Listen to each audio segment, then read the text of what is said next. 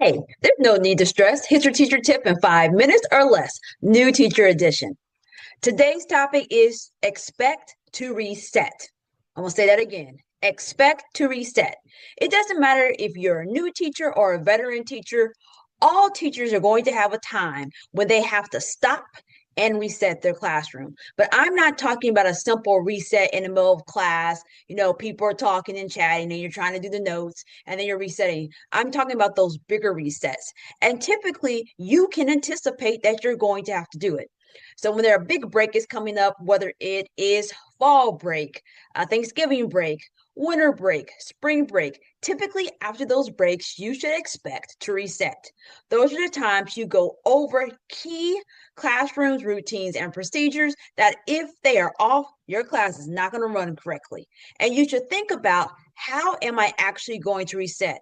What part of my class am I going to use to go over some expectations? One of the expectations I always went over, because I don't know how people forget, well, if we're going to put our name on our papers, even when we come back after winter break, there's those little things that for some reason is like we came back from a break and now they're not going to put our names on our paper.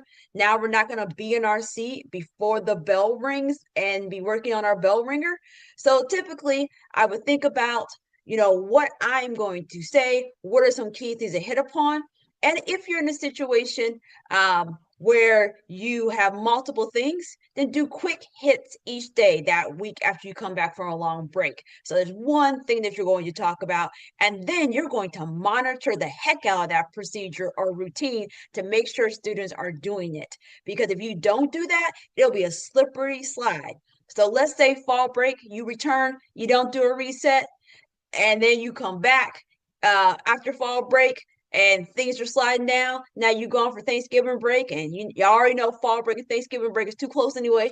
And now we coming back. We didn't do any resets being addressed, routines and procedures.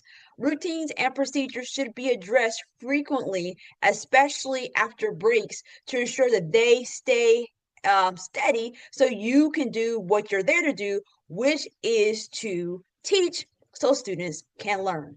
So, teachers, no matter when you're watching this video, when the next break is coming up, think about what you're going to say, when you're going to say it, and how you're going to say it, and then what you're going to do to actually monitor that students are following these expectations to ensure a less rocky transition after a break. Come back for another teacher tip in 5 minutes or less.